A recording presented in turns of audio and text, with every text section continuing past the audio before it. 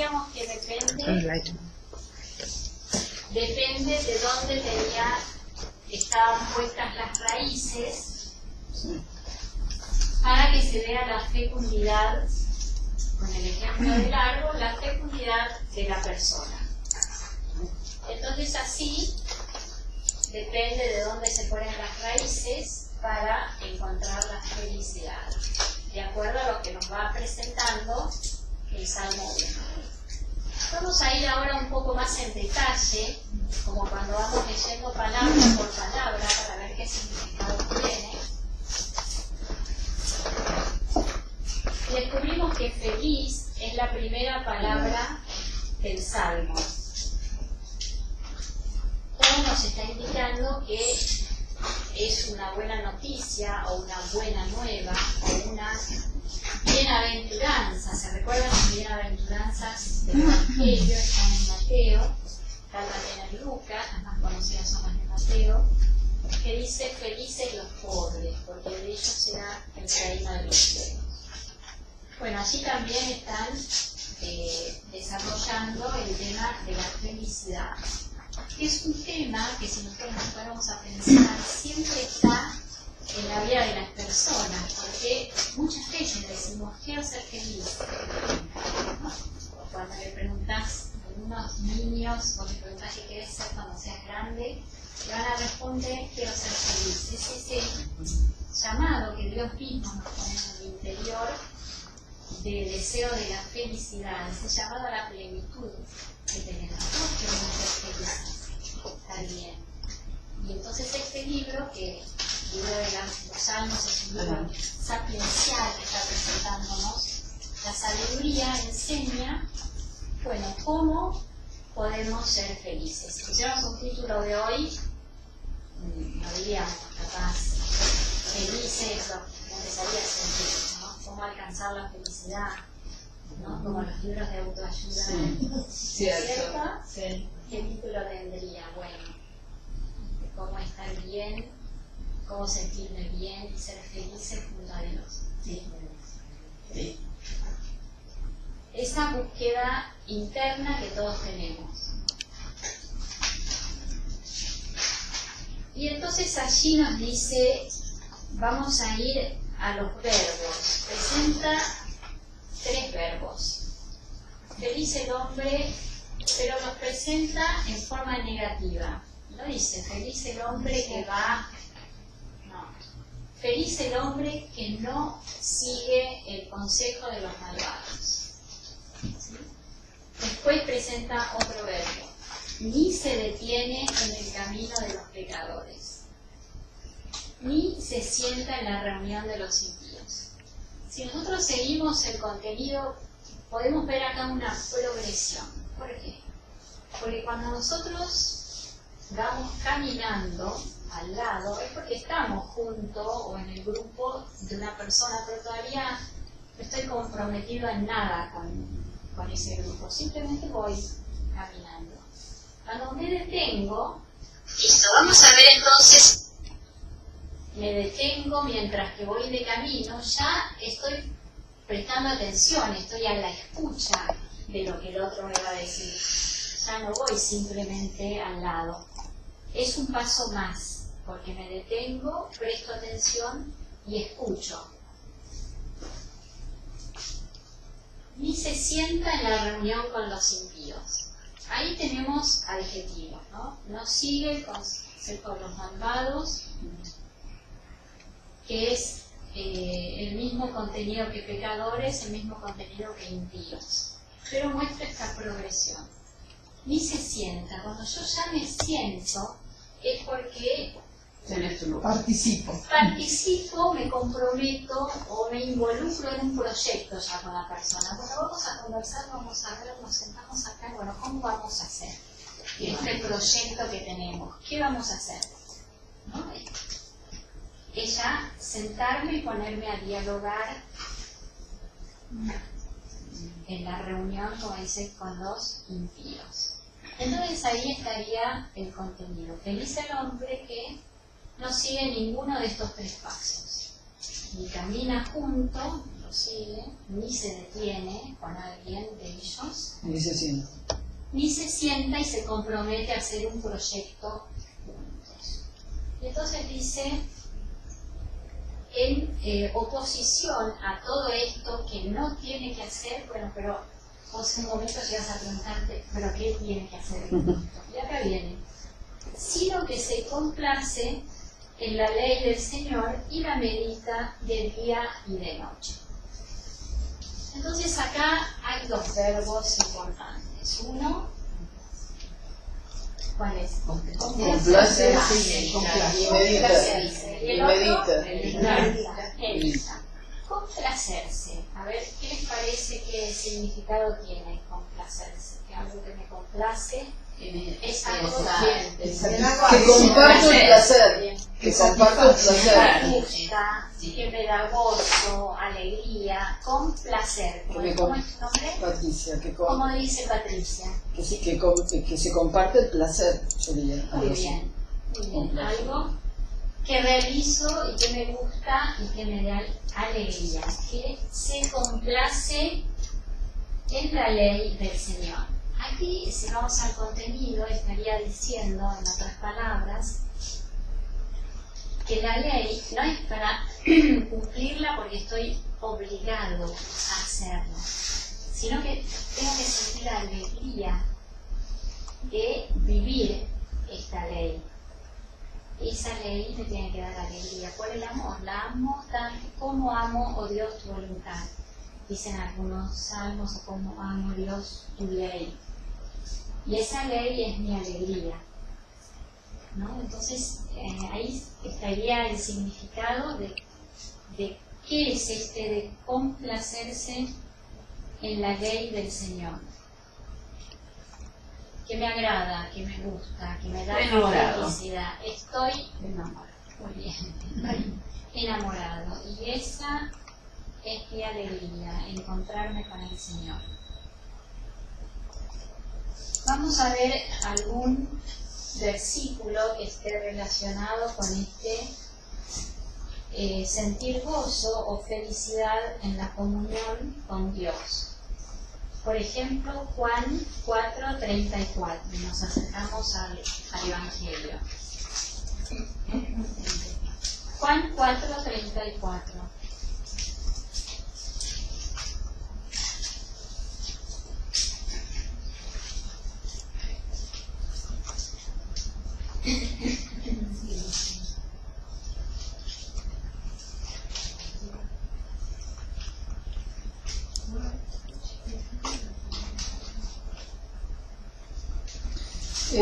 Juan 4:34, sí.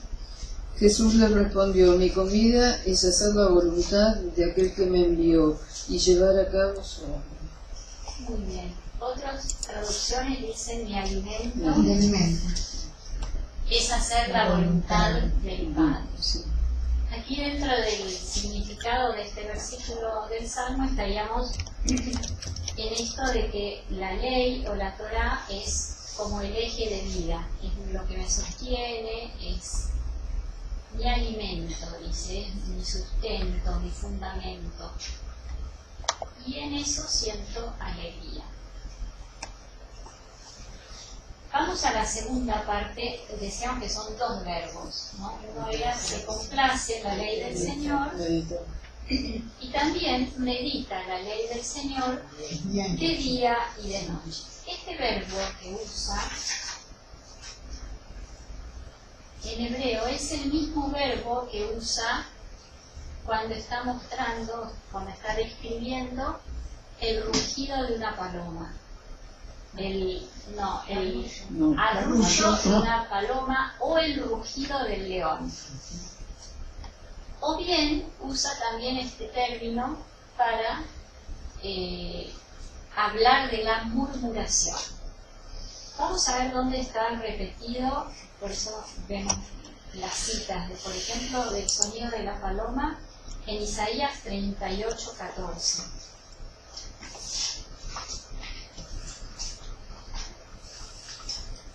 La palabra original sería Haga en hebreo.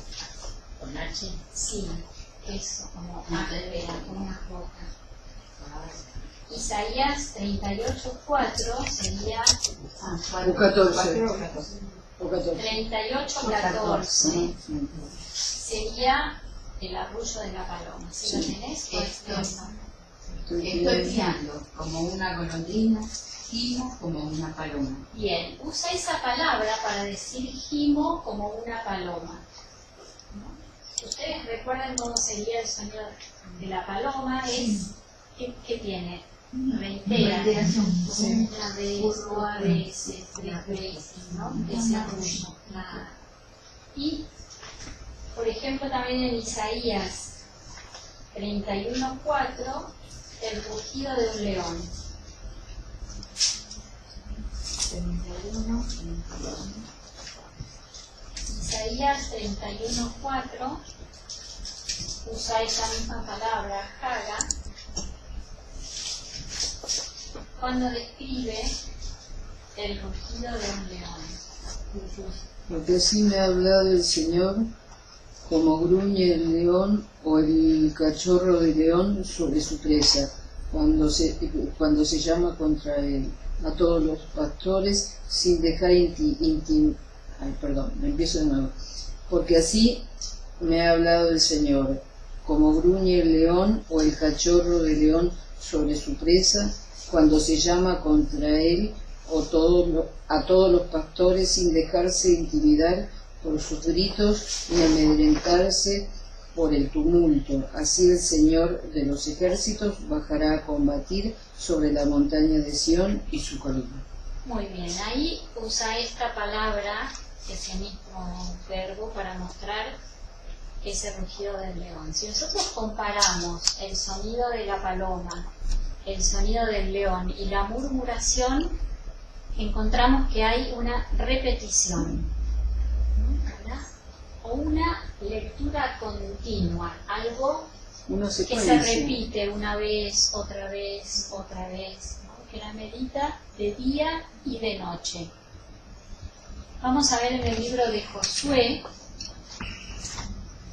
Josué 1, versículo 8, ahí está mostrando ese amor por la ley que la va a meditar de día y de noche. Josué 1, 8.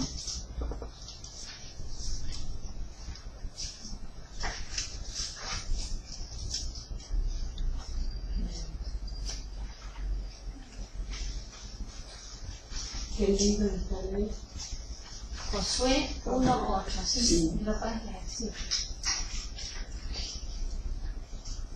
Que el libro de esta ley nunca se aparte de ti. Medítalo día y noche, para obrar fielmente en todo conforme a lo que está escrito en él. Así harás prosperar tus empresas y tendrás éxito. Muy bien, ahí está en forma textual meditar la ley de día y de noche. Y también está este sentido que decíamos en la teoría de la retribución, que te irá bien en todo si meditas la ley noche y día, porque eso te va a hacer dar frutos, porque eso te va a hacer más fecundo. Bueno, entonces hasta ahí vamos con esta primera parte, digamos, que dice el hombre que no sigue, no se detiene ni se sienta con los impíos, sino que se complace en la ley del Señor y la medita de día y de noche.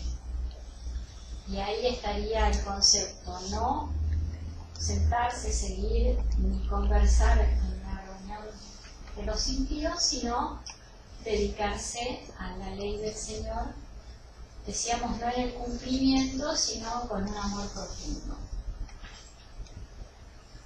Y entonces así está como definida en la Biblia esta característica de que el hombre justo es como tiene que ser realmente. Y si no fuera justo, sería una persona incompleta. ¿No? Con esta descripción que vemos y con todos los beneficios que me da el hecho de meditar la ley noche y día y vivirla con amor y ser justo, entonces ese es el ideal de persona, ¿no? Para vivir. Y no la otra manera que decíamos, que era como paja o como una hierba seca. Bien, entonces vamos a seguir. Decíamos que la tercera imagen, la primera imagen es la del camino, la que vimos. La segunda imagen es la del árbol, que está plantado, que es la que empieza en el versículo 3. Es como un árbol plantado al borde de las aguas, que produce fruto a su debido tiempo, y cuyas hojas nunca se marchita, todo lo que haga le saldrá bien. Para llegar a decir en el versículo 6 que el Señor cuida el camino de los justos, ¿no? Con esta imagen de árbol, el justo es como el árbol, pero el de los malvados termina mal.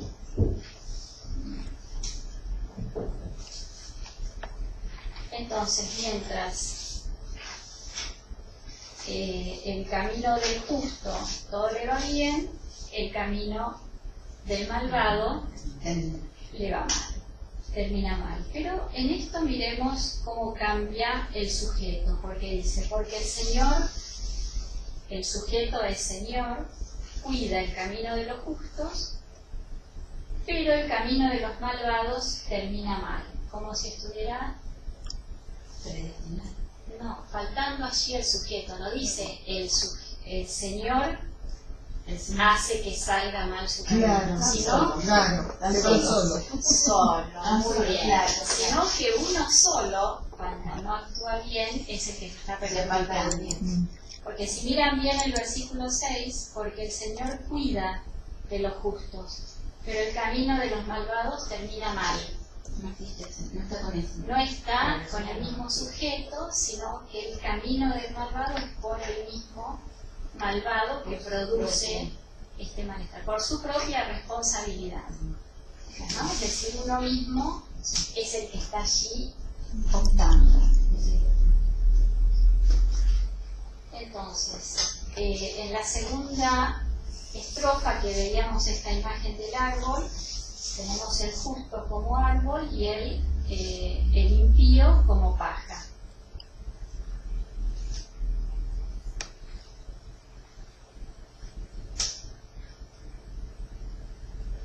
Y luego este hombre verdadero que es como el árbol es el que tiene hojas y frutos, y decíamos que también tiene sus hojas medicinales.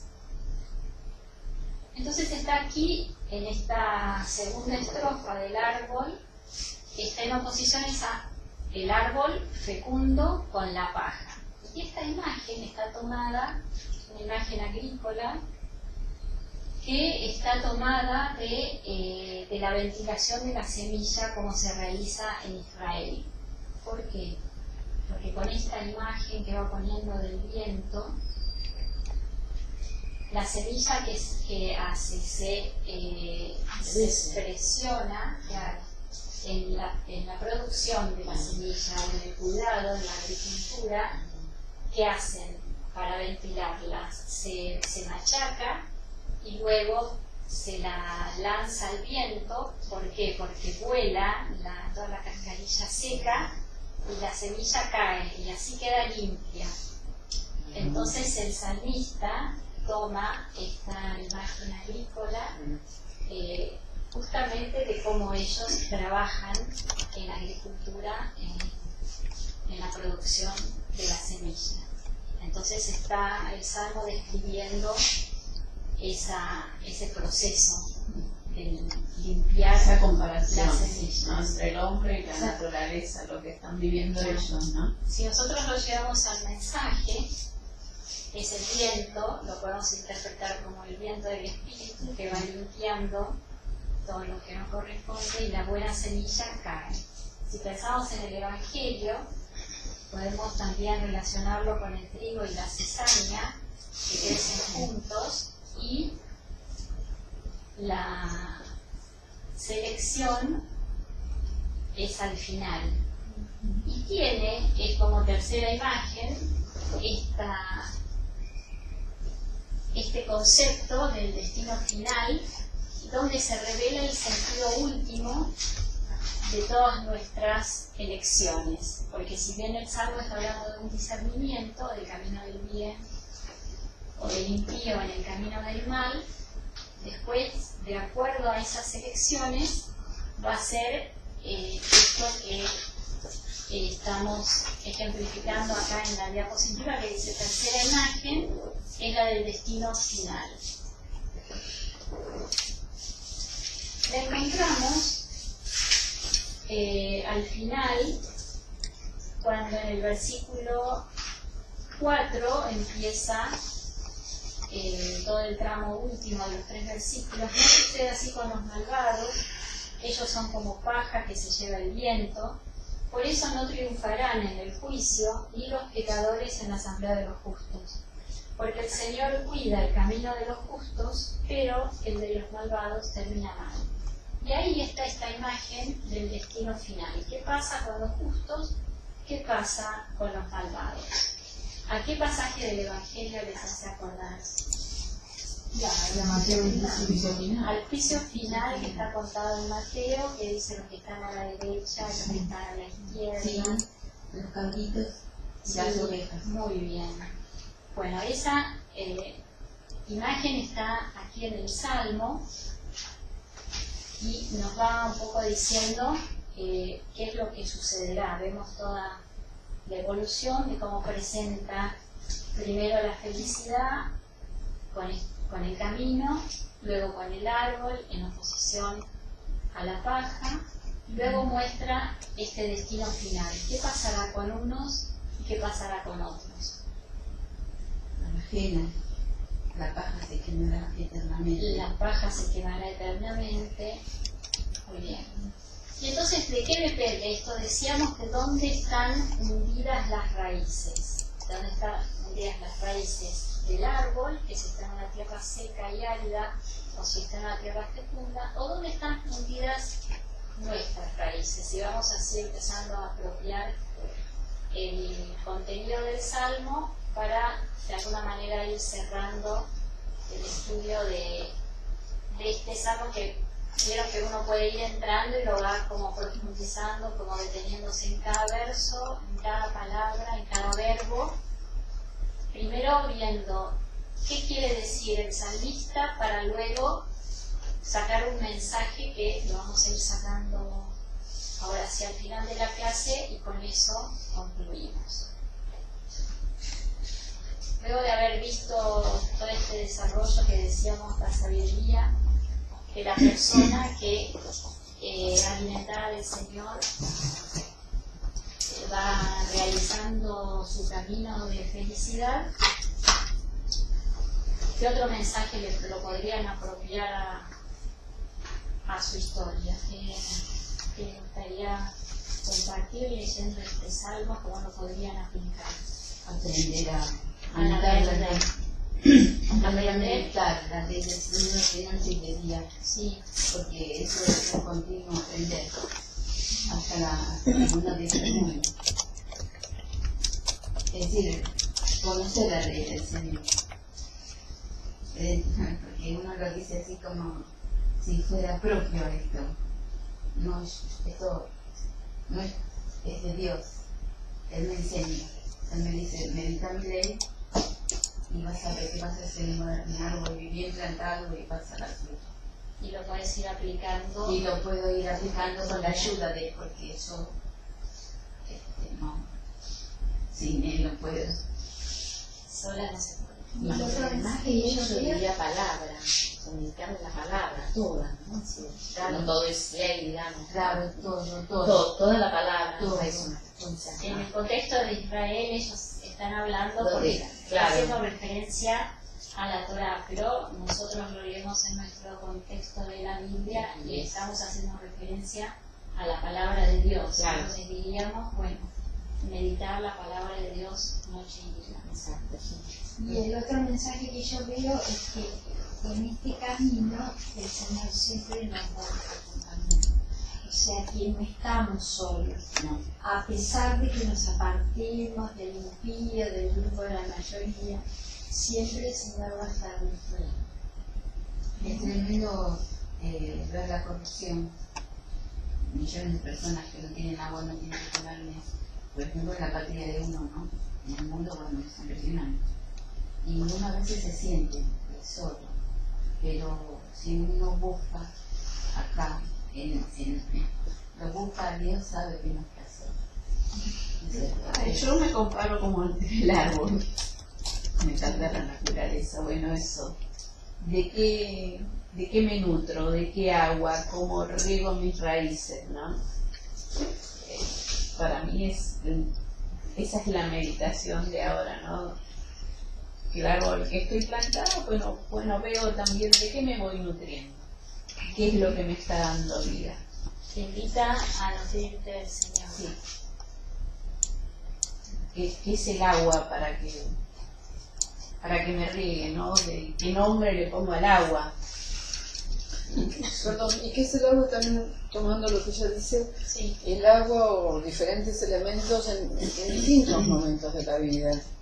Bien. Porque uno, por más que haya comenzado desde muy chico a leer la palabra y a tratar de practicar lo más posible y todo, bueno, uno cambia, uno tiene una evolución y por ahí lo que interpretaba en un momento, después también al profundizarlo lo ve con otros ojos. Lo ve con otros ojos porque va creciendo. Claro. Comentamos también en la pausa y me gustaría poner la pregunta porque así vamos cerrando con el tema que nos presenta este salmo, que decíamos que describe la teoría de la retribución.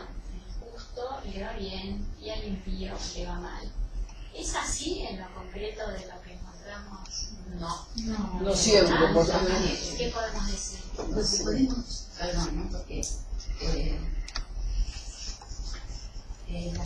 Dios es contemporáneo, siempre, ¿no? Y nos enseña a rezar, a orar con Él para tenerlo de compañía. Y es una manera de retribución, porque Él no falla nunca. Él nos acompaña siempre, bien.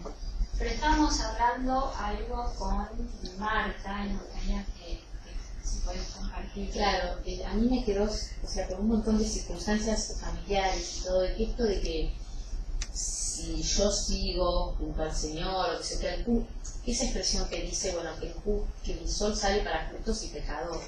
Creo que la realidad, hoy por hoy, es que a veces no es necesario, por lo que por uno ve en el mundo, de que estar al lado del Señor.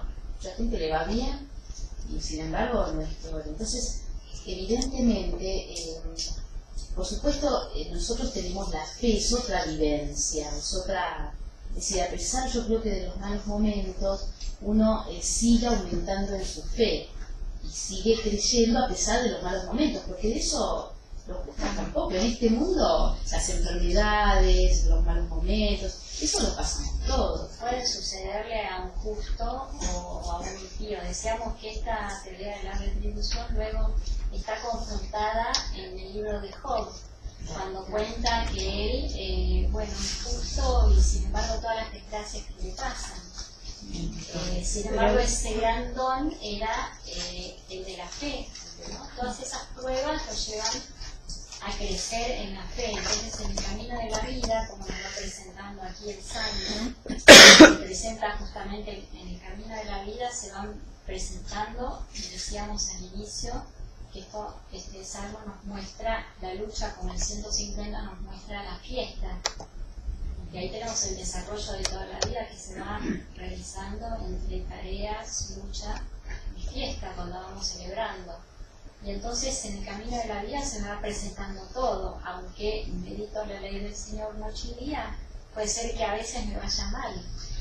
Me parece que lo que cambia es que con la fe se resignifican los hechos. Por eso O decíamos, sea, es entonces, ese sentido de que al final del libro de Job está presentado así, que él creció y tiene otra fecundidad después de haber pasado y sufrido todo eso. toda su prueba. Pero bueno, como para mostrar que aquí no está todo resuelto, digamos, en este primer salmo, sino que presenta una etapa con lo que después va evolucionando, desarrollando también su fe y va contando a través de la experiencia de los otros libros. Esa palabra el que siembra Entre lágrimas, Cantando cosechará. al ir y van llorando, al volver van cantando.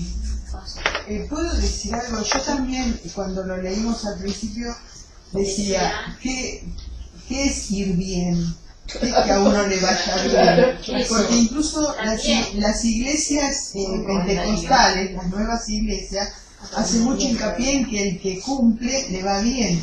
Yo la mirada la pongo en otro lado. Ir bien es ser feliz, o sea, en la dicha o la felicidad. Entonces, en ese sentido, al justo siempre le va bien, pero no en el sentido de la mirada mundana, sino en el sentido de la felicidad que solamente Dios da. En ese sentido, porque si no, si vamos al éxito mundano, mirado como lo presentan las iglesias pentecostales, que no corresponde, no es la interpretación verdadera. Por eso yo me quedé esperando si alguien lo planteaba. Entonces fuimos dos. Pero me tocó que al justo le va bien. Al justo le va bien desde el punto de vista mundano. Del rendimiento. Del rendimiento, del éxito. Es un bienestar en la fe. Exactamente. Es feliz aún en el sufrimiento. Porque uno... Porque está con el Señor. Claro. Es un poco la serenidad de cada uno en sobrellevar las cosas, claro. A mí me dijeron algo por teléfono, me dice, ay, como que no tengo esperanza. Y entonces yo me quedé, y yo dije, pero vos decís que no tenés esperanza. Yo dije, qué raro. Y esto me demuestra, ¿no? Porque uno necesita, como todas las personas que necesitamos a Dios y que lo queremos, lo que Él quiere mucho. Y entonces, ¿cómo me dice esta persona? Dije yo, no puede ser. Y esto me rebate todo. ¿No es cierto? Pero vos lo decías por la persona que te lo decía o ella te lo decía por vos. No entendí. No, ella me decía. Ella decía que ella no tenía espera. Ah, no. ¿Qué puede ser que no le puedo rebatir por teléfono? Porque es una cosa. No, al contrario, cuando vea a esta persona, les voy a hablar y voy a buscar. Acá tengo un montón de argumentos, ¿no? Para darle un poco de esperanza, de alegría, de qué sé yo, otra vez de nuevo. Entonces, bueno, eso es. Bueno, entonces quería concluir, ir cerrando ya este encuentro con este verso del Salmo: el Señor cuida nuestro camino, ¿no? El Señor siempre nos acompaña con esta idea que acabamos de decir. Desarrollamos profundamente este Salmo 1 para encontrar en la página, en el aula virtual, también el Salmo 150, porque decíamos que estos son los dos polos de la oración. Hicimos el uno, pero lo quería desarrollar a fondo para que veamos los verbos, las partes, el mensaje y lo podamos también llevar a nuestra vida. Y después van a encontrar esta presentación también en el aula virtual, más el Salmo 150, que decíamos que es una alabanza plena, como un canto de fiesta. Y con esto ya cerraríamos el tema de los dos polos de la oración. Y para la próxima nos encontramos con un nuevo salmo. Gracias por la pregunta. Bueno, muchas gracias. Gracias.